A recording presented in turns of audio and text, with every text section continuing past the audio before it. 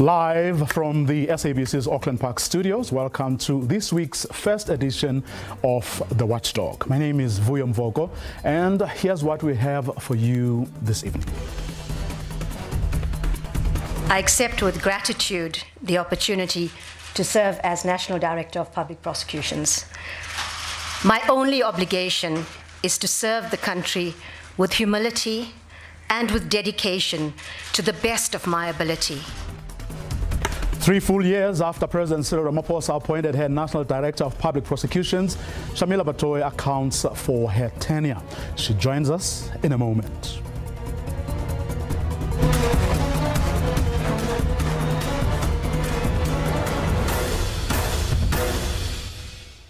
Let's start with the latest news. South Africa has recorded 6,381 new COVID-19 cases over the past 24 hours.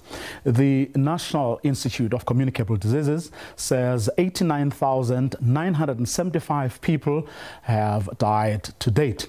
Speaking in Durban just over an hour ago, here's what Health Minister Dr. Joe Phaahla had to say about what we've been seeing over the past week. As we learned that COVID was not a visitor of few months, when we thought it was gone, it kept coming back. So we are getting wiser and started now to emphasize more on integrated programs for all chronic ailments, because at this stage, I think, with its own characteristics, we have to consider COVID as a chronic endemic, going forward as an endemic infection. To our focus story of the day now, the National Director of Public Prosecutions, Advocate Shamila Batoyi, has considered that the NPA's investigative directorate is yet to successfully prosecute high-profile corruption cases. Its head, Hermione Cronje, resigned last week. Briefing the media during a virtual address today, Batoyi suggested that the NPA's biggest shortcoming in recent times had been to try and do too much with limited resources. The National Prosecuting Authority is not in a crisis, and its investigative directorate is not being sabotaged. That's the word from the National Director of Public Prosecutions, Advocate Shamila Batoyi. We've also been asked to come to the Portfolio Committee on Wednesday, and we will give more information there. But let me make a few high-level points. And one is to be clear that the NPA is not in a crisis, and that there is no widespread sabotage of the ID or any part of the NPA that is taking place. Advocate Batoyi also rubbished the assertion that the investigative directorate head, Hermione Cronje's resignation, was due to a fallout with the NDPP. It really makes for dramatic reporting, but that is where it ends. The interests of the country is important to both Advocate Cronje and I. Our decisions are made in the interests of the country. Cronje was appointed in 2019. Since then, the investigative directorate has not successfully prosecuted a high-profile corruption case. Even though the wheels of justice are turning slowly, they are turning, and people cannot act with brazen impunity anymore. The NPA now has its sights set on SOEs and the Guptas. We've got the restraint order of 44 million in immovable property and an aircraft valued at $3 million US. If you convert that into rents, it's 47 million.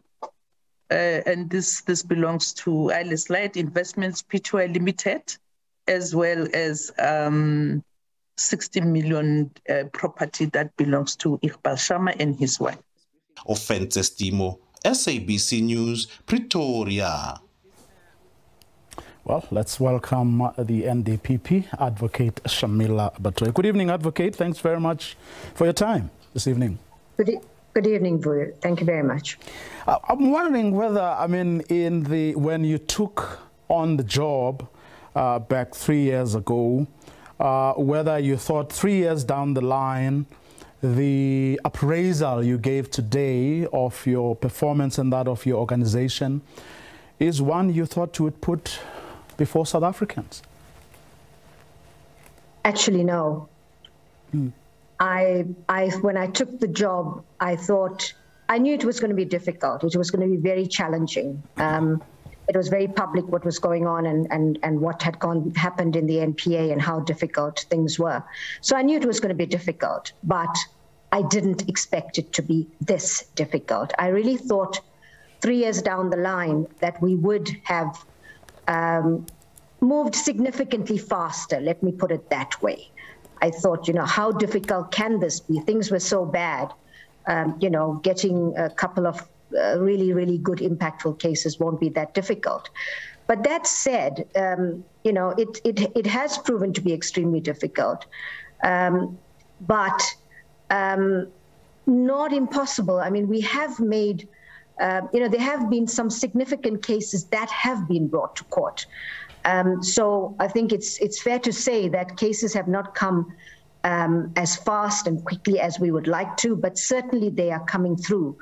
When one thinks of where we started, where there was absolute impunity, we've moved. We are not where we want to be. Impunity is no longer guaranteed. And so that in itself is a big step forward. So a lot has happened, but even ourselves, we feel that, things things should move faster, but there's a lot of challenges in trying to do that. Do you think you perhaps, with the benefit of hindsight, obviously, that you perhaps underestimated the enormity of the challenge? Perhaps you're right. We did underestimate the enormity of the challenge. And we have been on a very serious learning curve in terms of getting to understand what the impact of weakening state institutions in the past 10 years really has been, and the efforts that it takes to make sure that we are able to deal with not just grand corruption cases, but really to get a grip with crime in general, which we know is just off the charts, so to speak. Oh, and for the reasons you yourself just said a short while ago, I mean, the obstacles you spoke about today were indeed there before you took the job, I mean, resources were never in abundance. A situation made worse by state capturers who, not only targeted, the NPA, but sought to further compromise its ability to do its work in future. The Stalingrad litigation by accused people who want to avoid prosecution at all costs. That's a trick criminals have employed forever. So, I mean, when you then put those as reasons why you have not been able to deliver on the promise that you made, do you think South Africans are being unfair or unsympathetic when they say, don't tell us about the problems, tell us what you've done about them in the 3 years that you've been there? I don't think they're being unfair. I can understand why South Africans are frustrated and want to see more action quickly. But I think the point has to be made that in the past, we've never really prosecuted serious, complex, grand corruption.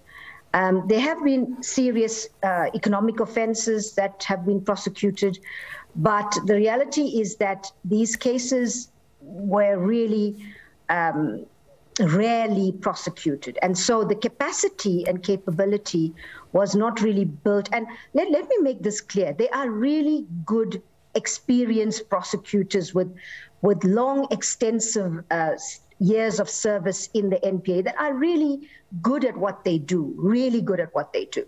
And so I have to make that point that, that kind of skill is there in the NPA.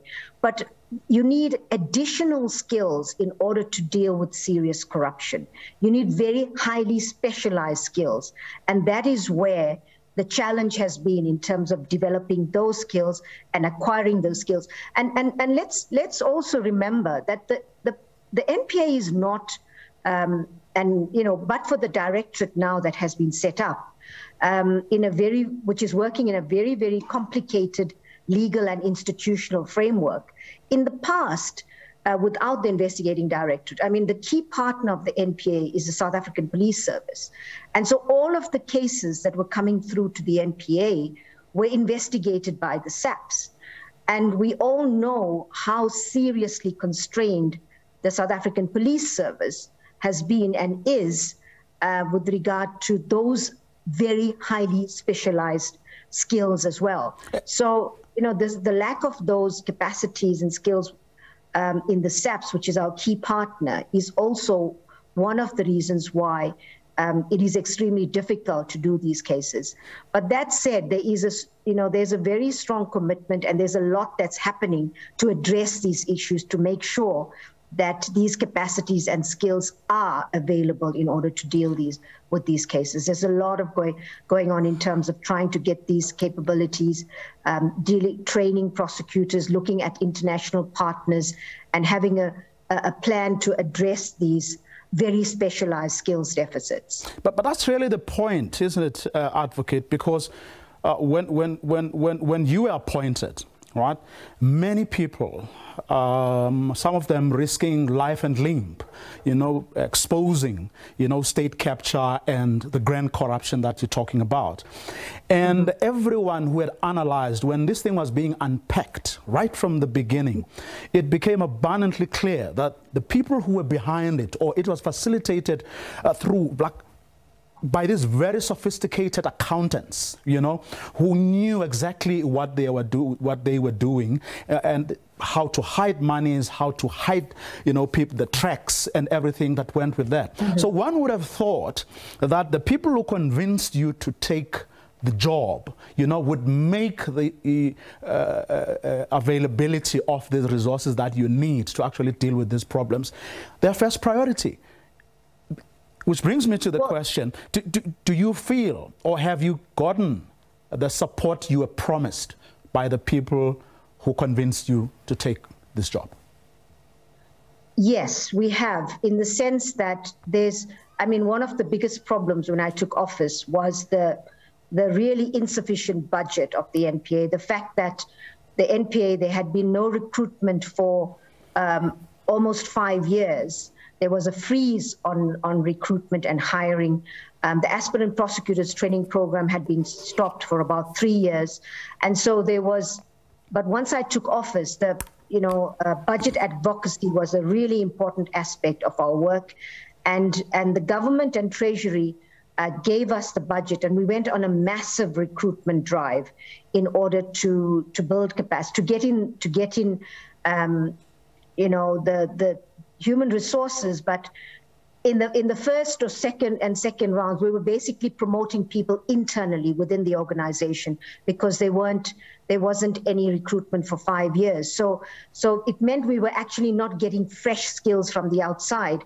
People were just moving up in their positions. But since then, we have been trying to balance that, promoting people internally, but also getting external skills. So I think it's fair to say that we have received support from the government, the Treasury, in order we still don't have sufficient budget. There's, our goods and services budget, where when you hire people, you also need sufficient goods and services budget to make sure they have the tools of the trade, you're able to do the training, etc. So our goods and services budget is still very, very low. And so there are concerns regarding the budget, and we've also raised this in the portfolio committee to say that there shouldn't be budget cuts to the NPA budget, any further cuts. So I think it's fair to say that we have received the support and at least the budget to try to enhance the capacities and capabilities in the NPA. Now, so you're saying without any fear of contradicting yourself, you know, or further qualification, by and large, you got the support you were promised. Yes, that's right. Now, then those who have been giving you the benefit of a doubt are saying maybe one of the big factors is pushback from within, which other organizations, you know, similar to yours, who were hollowed out, who were undermined as the project of state capture continued. Would you say that have you experienced a pushback from within? Have your efforts at any time during the past 3 years been undermined in any way? Look, let me first state that the NPA is an organization of over 4,000 staff members. It's a really big, well, it's a reasonably big organization. And the majority of the staff members are very, very committed, dedicated, hardworking people of integrity. And that is the strength of the NPA. There have been people that have been implicated, staff members that have been implicated at the Zondo Commission. And as I explained in the press briefing earlier today, there are internal processes that are dealing with these issues.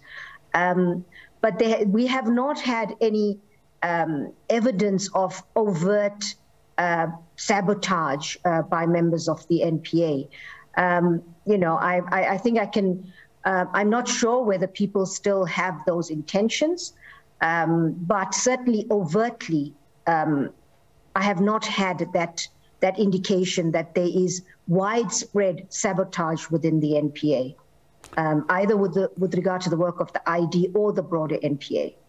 Interesting, because when you were asked about, you know, that particular point, the fact that you are sitting with prosecutors who have been implicated, you said you didn't want to, you know, discuss that as a matter of policy, which some people interpreted to mean that there may well be things you are hiding. In other words, you're not coming out, you know, to really give the most honest account of the problems that you are facing, that perhaps there are people you want to, you know, protect, you know, so that, or perhaps as a quid pro quo, I know it sounds ridiculous perhaps, but, you know, so that they in turn don't sabotage you, or even if it means that you are treating them with kid gloves.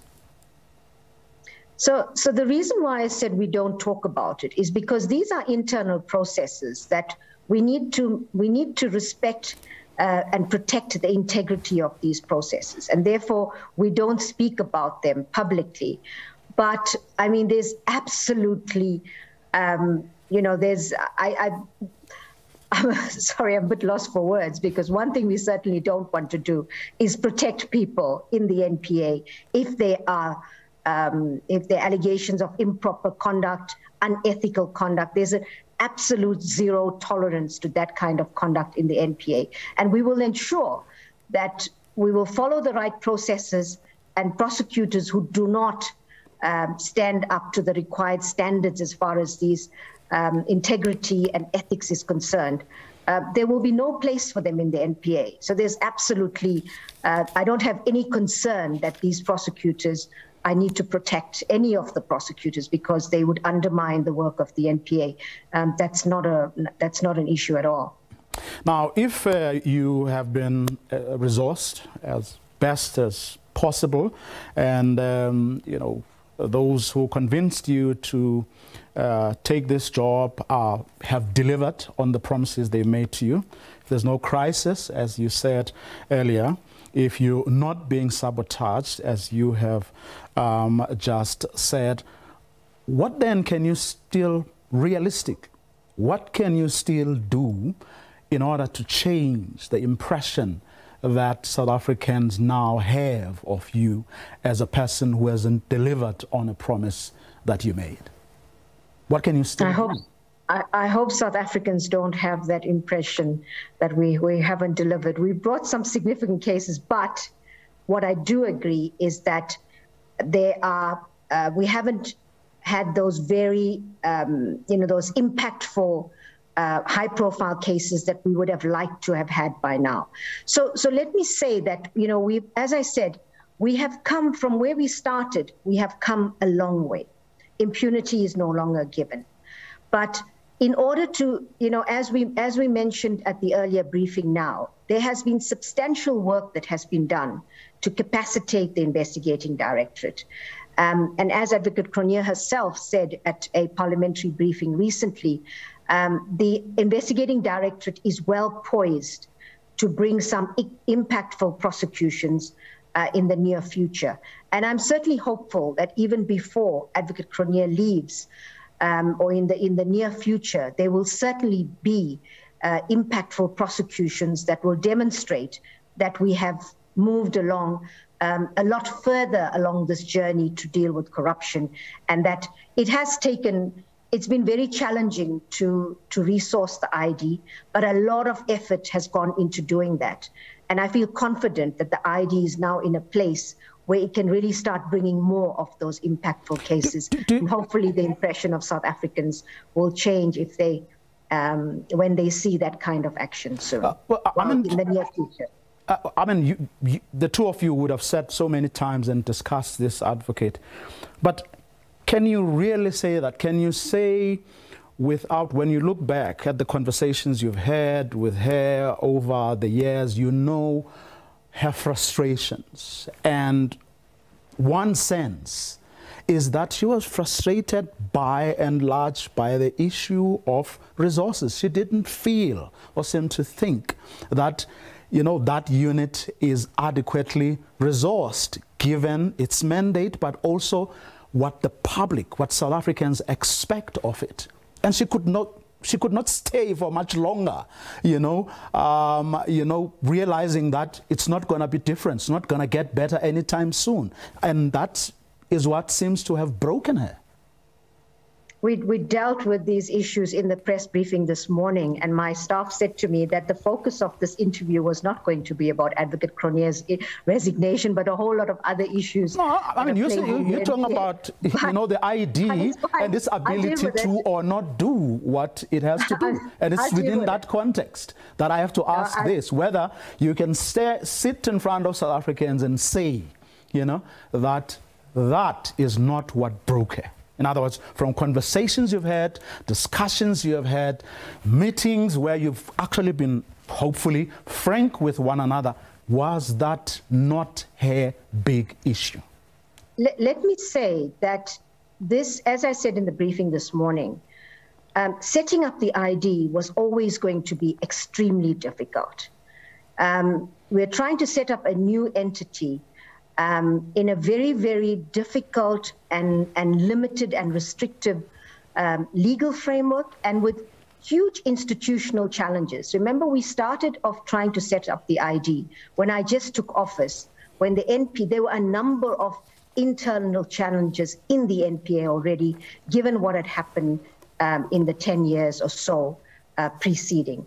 And so we started off from a perspective of trying to set up an entity in a very, very difficult and challenging context, but also knowing that this was never going to be quick. As I said this morning, in order to set up institutions, it takes, on average around 3 years before you can really start seeing any results. But in the 2.5 years that the ID has, I'm not saying there haven't been challenges, but that is why we are leaders. We need to look at challenges and address them and try to find solutions. It was never going to be easy. And if you look at what has been actually achieved in the ID in the past 2.5 years, I think there has been a considerable amount of work that was done. Resourcing was always a priority, because the success of the ID would define the success of the national director, the success. I've said to staff, we could do a whole lot of really, and a lot of good work is happening in the NPA. It's not simply about the investigating directorate. We know there are huge problems with crime. We're really trying to rebuild an institution from ground level. So it was never going to be easy. The success of the ID, I said, notwithstanding the fact that we could do a whole lot, and we are doing a lot of good work, the defining success of the NPA and the national director would be the success of the ID. And therefore, resourcing and building the ID has been a top priority for the organization. But it was never going to be easy. And it has been a very challenging road. But I'm very pleased about where we have come and what we can expect in the near future. There are South Africans who are not pleased with one other part, of your work, and it's what you acknowledged during the briefing: the frustration with the inordinate delays in dealing with TRC cases. But you were still asking for families, to be patient as investigations are still ongoing. Why, though? Why is it? Why is this process so stark? Because if you were, for instance, people will give you the benefit of a doubt, given, let's say the grand corruption cases, which involves accountants and other skills that you may need. In the case of the TRC cases, this thing should have happened a long time ago, but it keeps on being postponed. A few months ago, the Craddock 4 families wrote to you. They were in the process of filing, papers at the time, wanting you to pronounce on whether you intend, dealing with these cases. And they are frustrated because they don't seem to be getting the cooperation, even though they feel that they're bending over backwards to really accommodate the NPA, to listen to your story and be a lot more understanding. But the more they do that, they say, the more frustrated they become. Vuyo, this is not a story. This is the reality. The TRC cases is perhaps one of the biggest failures of our system, to have dealt with these cases sooner, more expeditiously. I think it's really important to know and understand that prior to 2017, there were no investigations. Besides the TRC, there were no subsequent criminal investigations into these matters. And so I think it was only in March 2018 that for the first time a joint team was set up in the NPA and the DPCI to start looking at these matters. Now, you must remember that these cases have go back as far as 1961. And so we are looking at cases that have not been investigated, where records are missing, where witnesses have died, where, it is extremely challenging. And I think in this regard, I think it's a bit unfair to actually now say the NPA is not doing anything, when we are really, more than any other, in recent, as I said, before 2017, there was nothing happening. We have now put together a dedicated capacity in the NPA. The DPCI has also got dedicated investigators, and in each of the divisions, we have set up, we've recruited prosecutors that are exclusively dealing with TRC matters. But these are extremely complicated investigations because they go back such a long period and nothing was done. And there's a lot of research records that are not available anymore. So these are, I therefore think it's, all the work that has gone into trying to deal with these matters as an absolute priority in the NPA we've come a long way. But there are all of these challenges with these old cases that we cannot underestimate. But we've brought there have been a couple of cases that are already coming through to the courts that hadn't been the case before. We have, restarted, we've reopened inquests. We are looking into, I think it's 69, I don't have the figures in front of me, but there's 69 deaths in detention. So we're not only looking at those deaths in detention where families have the means to actually hire lawyers to actually push for these cases. We are looking at all of these deaths in detention, trying to find where there are commonalities, and we're trying to join inquests. So there's a lot of work that's going into TRC matters, but under very challenging circumstances. But again, I feel that with the dedicated capacity that the DPCI and the NPA have put together, And we do want to work with the families. We keep families informed. We want to work with the representatives of the families, with lawyers, because we can only do it together. And we need all the support we can get. So I'm hoping that with this dedication, we will be able to see some traction with these cases that should have been dealt with a long time ago. As we conclude, Advocate, I just want to read just 2, maybe 3 tweets from people who are watching. Nazim Khrodboom says, she hasn't accomplished anything, just paid to go and sit in her office. Why is Steinhoff not being prosecuted until now? We have been waiting for too long. If she can't do the work, she must resign. Let me take another one. Real test is coming for her via state capture report, says Gabelo. Prosecution of those will make or break that institution. Your closing comments? All I can say is that time will show that we are dedicated and committed to ensure that whether it's government corruption or private sector corruption, that these cases will come to court. I know I've always said our actions must speak louder than words. So that is why I've in fact, not engaged so much with the media as well, because I've always said our actions must speak for themselves. And so all I can say to the people of South Africa, I know you have been very, very patient, but we've come a long way. Impunity is no longer guaranteed. But what I can guarantee is that you will see cases coming through, which will demonstrate our commitment to ensuring that we reclaim the state from capture and deal with grand corruption. And that's where we're going to leave it. Advocate Batoyi, thanks very much for your time this evening.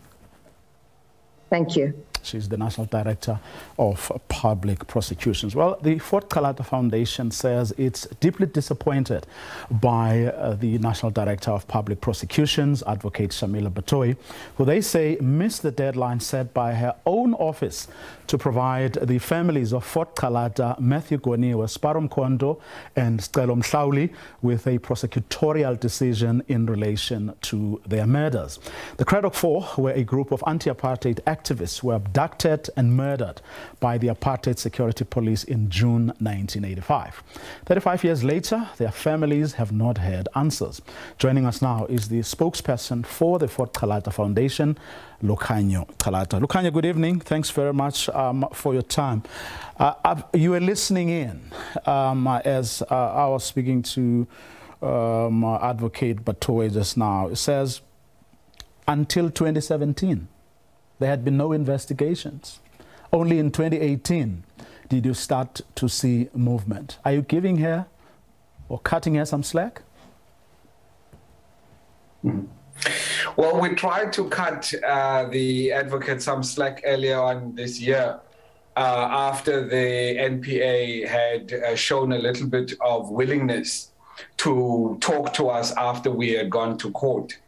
So, and then they told our lawyers, they told us as the families that come December 2nd, come hell or high water, we are going to get a prosecutorial decision from them. Well, we waited and we waited and we waited last Thursday. There was nothing. There was absolute radio silence from the office of the NDPP. It was our lawyers that had to go back to them and ask, hey guys, have you forgotten that it actually is the 2nd of December and that you were supposed to give us a prosecutorial decision? So it's hard for us to then continue to cut the NPA some slack when they treat us with such contempt, when they treat us with such disrespect. So we've decided that we are going to go back to court. We are going to ask the court to give the NPA an order and say to them that on this day, as set by the court, they must give us a prosecutorial decision. Vuyo, you know, I listened to the NDPP talking about investigations. I can tell you that since 2019, when our investigators had found evidence and had handed over this evidence to the NPA, that they have not moved 1 inch, not 1 inch in ensuring that the evidence that we had given them was investigated. Well, you know, we found can I just say this? Okay. We found that we found the brigadier that issued the military signal, Joffel van der Westhuizen. We found him. He's alive. He's in Gansbaai. Can you believe that up until today, the NPA has still not gone to Joffel van der Westhuizen to go and get his statement? So how do we cut people like that any more slack? Well, see, I mean, you would have watched the briefing. You would have heard Advocate de Kock giving a status report, so to speak, you know, of where things are. The fact that there are now dedicated investigators that have been appointed.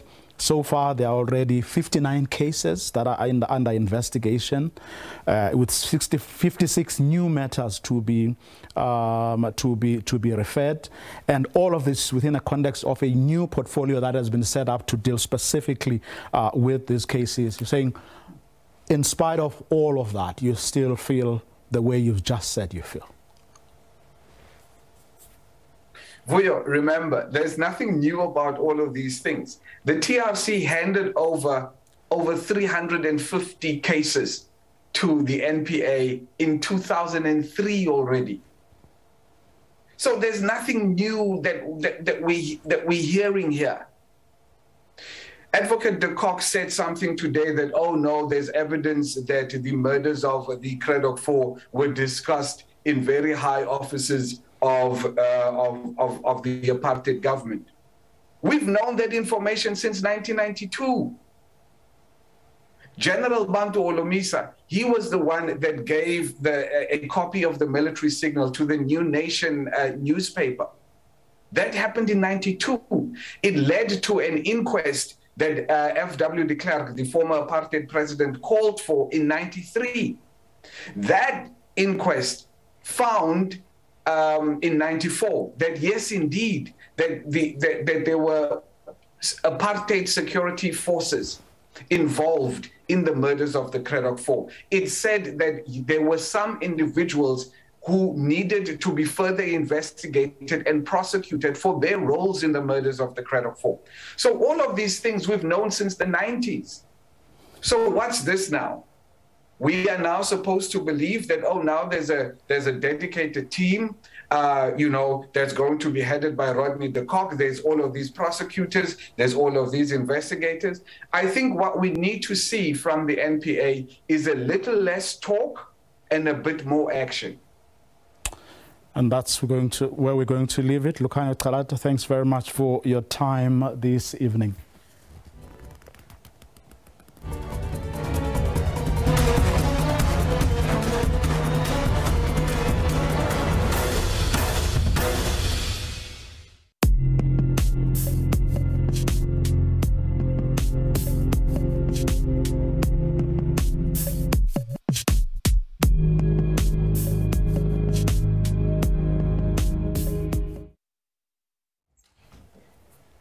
Now, in keeping with our focus during these 16 days of activism against gender-based violence, today we're looking at how the stigmatization of survivors has led to many not seeking justice or being too scared to speak out. To discuss this, we're now joined by Oxfam's Kwezilomso Mbandazayo, who is a women's rights and gender justice program manager. Good evening, Kwezi. Thanks very much for your time. Perhaps you can just fill us in and take us through the kind of work that you do on a daily basis, who you're doing it with. All right. Good evening, and thanks you for having me. So I work in Oxfam South Africa, and in Oxfam South Africa, we focus on poverty and inequality and the kind of surrounding issues and the things that make poverty so endemic and inequality too wide. And we do that from a very gendered lens as well.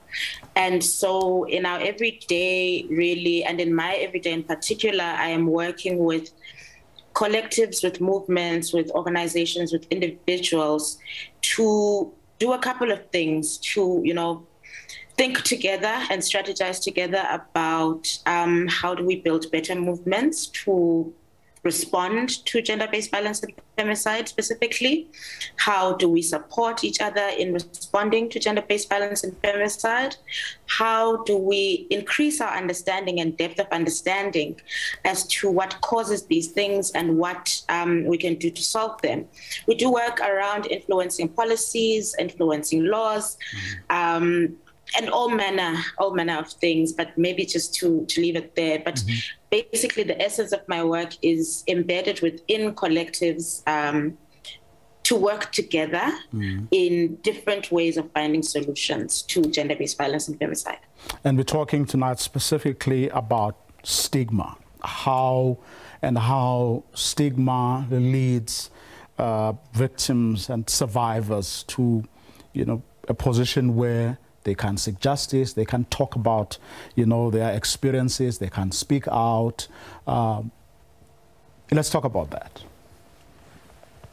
So, we need to talk about some of the root causes of gender-based violence and femicide. And one that I'd like to elevate is that of gender inequality and inequality in general.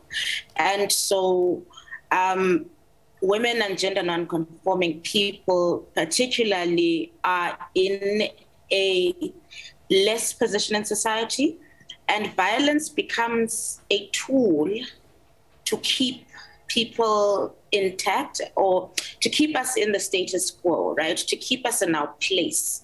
And therefore, the bodies of women become disposable. The bodies of women are available to be used. And a lot of the feelings that are attached, a lot of the responses that are attached to women who speak about being violated involve being blamed, involve shame, involve guilt, involve grief, involve pain, involve loss.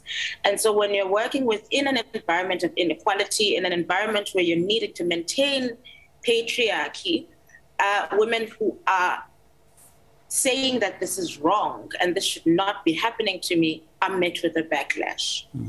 And so it's not easy to then, speak about these things or fight against these things when at every point in kind of our communities and in our societies, there is this is what you did to deserve it, where things like sexual crimes are seeing conviction rates of less than 10%, where it is as if, not as if, it is that society kind of condones the going on of this. And so the stigma is, of course, attached to anyone who is trying to speak out against it or to not live in a situation like that. Often whenever we're having conversations about how people should join the fight, I think people have in mind people like you, that you have to be part of Oxfam or some other NGO or movement, for one to be able to, take part or play their part, I should say, in, dealing with stigma, but also in supporting survivors and victims. And yet it's not really like that. It's about small things. It's about being able to reach out. It's about being able to lend an ear, to someone who may be finding themselves in this situation, but perhaps not having the courage to speak out precisely because of stigma and other things. I definitely agree. And I also do want to mention that, violence is a political issue. It is about power. It is about people. It is about, it is about resources. And so as much as there are so many things we can do to find ourselves as part of the response and as part of the solutions, I am a firm believer that part of our salvation, I could call it that, is about working together better and working together more. So it doesn't necessarily have to be in an NGO setup or an NGO setting. We're seeing some of the best responses just coming from collectives of women in churches, in their stockpiles, in this, in that. But collective action is definitely one of the antidotes to these kinds of fears, to the stigma, because it matters when it is a group of people saying, we believe you. It matters when it is a group of people walking you to a police station to lay a charge, being with you in court, being with you, deciding to not use the criminal justice system and possibly seek other ways of justice. It gives survivors a sense of this is not a me thing. This is a societal and a structural problem, and for me to be able to fight it and to better understand it and to heal, let me link myself up to others so that we can collectively do it. So I am a very big proponent of find and huddle with people where you can, think together and work together, because some of our best solutions and our best actions happen because of collective action. That's where we're going to leave it for tonight. Akwezi Kwezilomso Mbandazaya, who works for Oxfam, but also is a women's rights and gender justice program manager for that organization. Simple things like telling the survivor or victim that I believe you, walk them to the police station where they need to report, the case, accompany them to court. Those things make a huge difference. And that's where we're going to leave it for our slot on the 16 days of activism. To this now, the price of fuel in South Africa has reached record highs. 2 consecutive substantial fuel price hikes have hit already strained consumers hard. At the start of November, petrol prices were hiked by R1.21, while diesel increased by R1.48. This month, the petrol price has increased again by 75 cents a litre, while diesel has gone up by 72 cents a litre. Sidiso Makrubela, Deputy Director General, Petroleum and Petroleum Products Regulations at the Department of Mineral Resources and Energy, is now joining us to discuss how we got here and whether enough has been done to shield consumers from the increases. So good evening. Thanks very much for coming through, Doc. How did we get here? Oh, good evening, Vuyo, and also good evening to the viewers. The reality is that we, as a country, were net importers of crude oil, and crude oil is determined basically in dollars and is controlled to a large degree by OPEC. So what has happened is that the recovery of economies post-vaccination has really led to the crude oil price doubling in the last 12 months. Last year, around this time, we were paying $40 per barrel for crude oil. It is now around $80, but it has come down now to 71 in the last week or so because of the latest scare of COVID-19.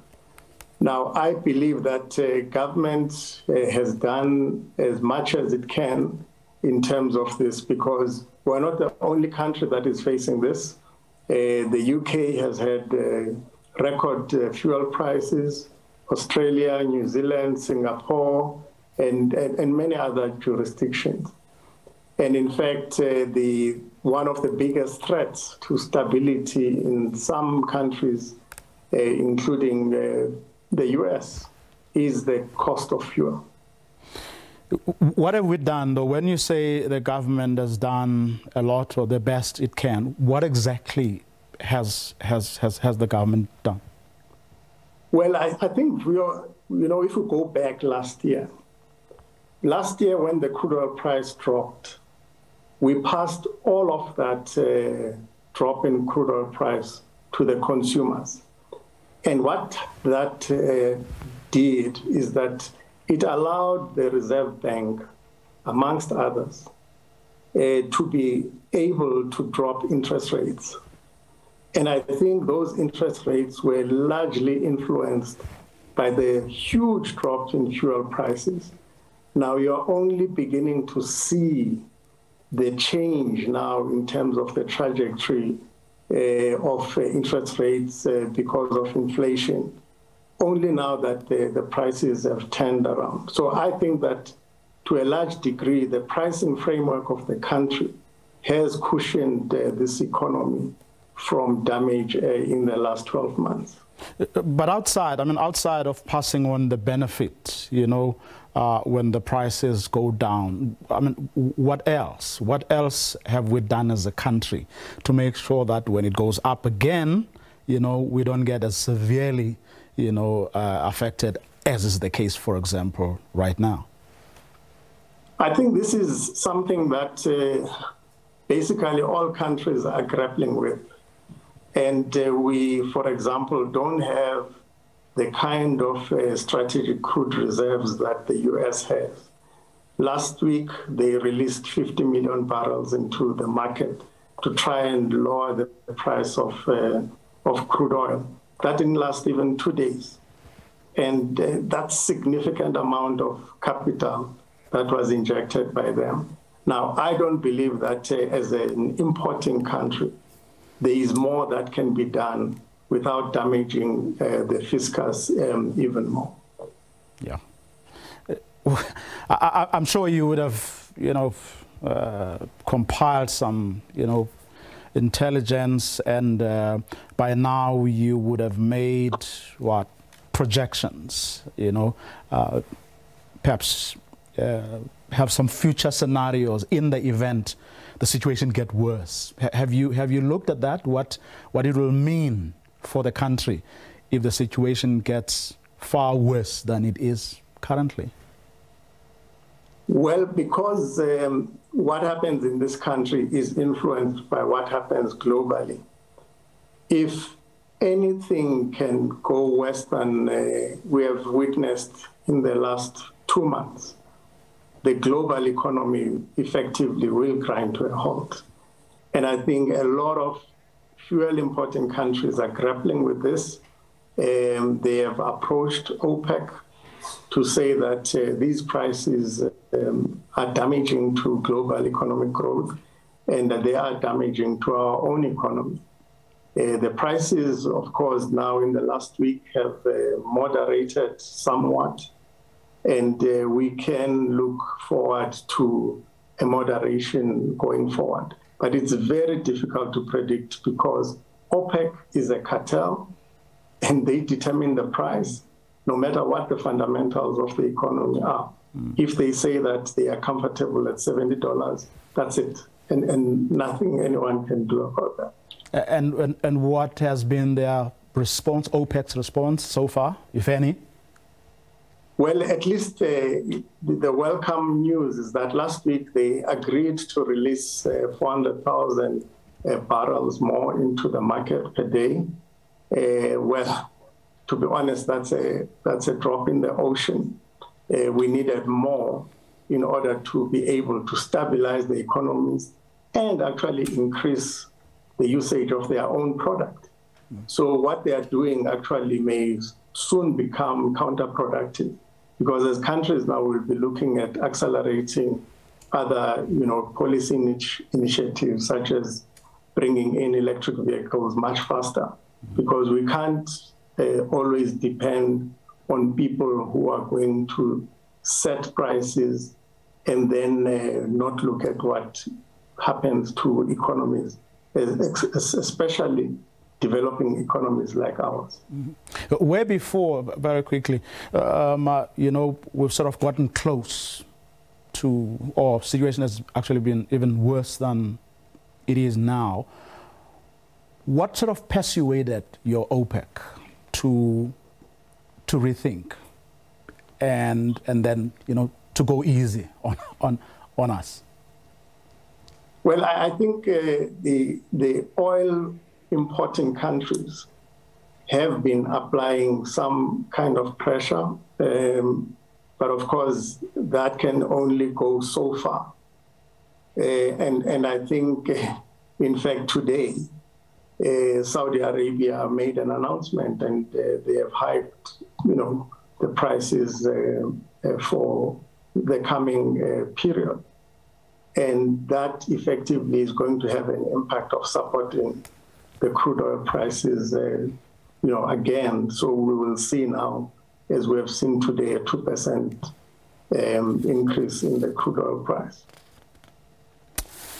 Sidisa Makubele, that's where we're going to leave it this evening. Thank you very much for your time. But we'll ask you to come back so that we talk about other things, that are very much a big part of this conversation as well. But for tonight, we wanted to focus on that particular part of this conversation. He's the Deputy Director General, Petroleum and Petroleum Products Regulations at the Department of Mineral Resources and Energy. And that's our show for this evening. Do join us again tomorrow, 8 p.m. sharp. Good night.